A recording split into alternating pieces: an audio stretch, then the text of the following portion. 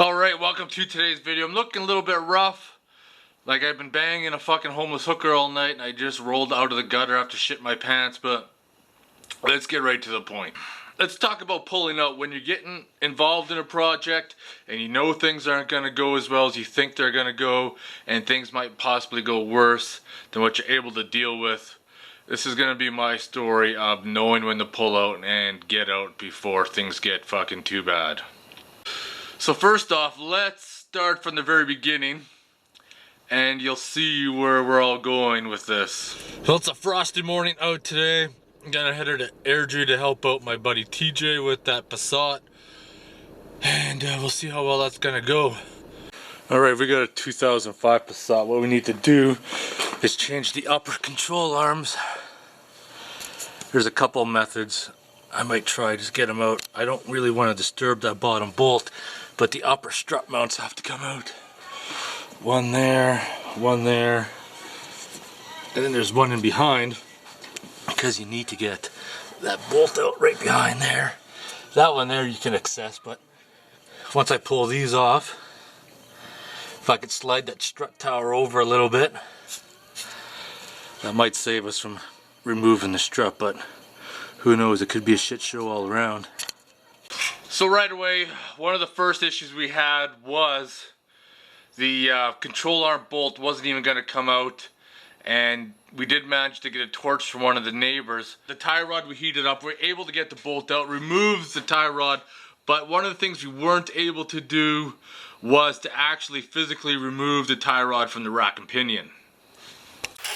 This is where we're going to talk about corrosion and how badly corrosion damages parts. Not only damages parts, but makes the job way harder.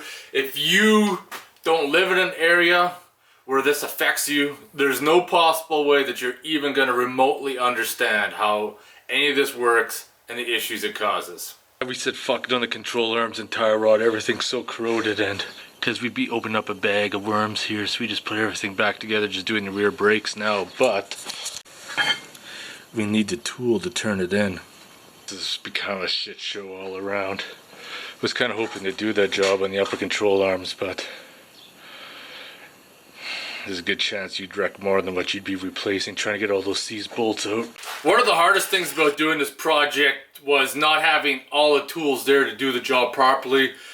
You know, one of the things too, when you're at your own place, you can put like PB Blaster on it and all this other stuff on it, let it sit for a while, come back and help get it loosened up. But when you take a bunch of tools that you need to do the job and a few extra things, you know, things don't usually work out the way you want them to. And you know, the more you get into it, the fucking worse it gets. We did get the rear brakes done in the car, and even that was a struggle itself. Even to bust the bolts free that held the caliper on and then the caliper bracket, we didn't have the right tool to turn the caliper piston in.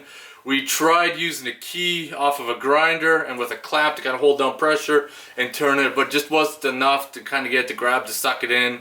And after about half hour, 40 minutes of struggling, we called around some of the parts stores in the area and got the proper tool, which, you know, having the right tool makes all the fucking difference. So we were able to get the rear brakes done, the upper control arms and the tie rods. I just basically told Buddy, you know, this isn't going to end well for us. You know, there's good possibility that we're going to do more damage than the parts that we are replacing. So you're probably better off to take it to an actual shop. They got all the tools there, the proper tools. They have a hoist, and they'll be able to get the job done for you. So I'm going to leave it at that. So if you guys have any questions or comments, post them below. Otherwise, I want to thank you guys for watching. And always, if you feel, when you're working on a project, before you start, if you feel that it's not going to go well for you, or if you're having second thoughts, it's better to get out before you get in too far and realize that, you know, things just aren't going to end well for you, because it just may end up costing you more in the long run. Anyways, I'll talk to you guys later. Alright, it's motherfucking beer time with Tom. His Passat, unfortunately, was kind of a fail for the front suspension, but we got the rear brakes in at least. This is one time a fucking hoist and all the tools would come in handy to make this job happen.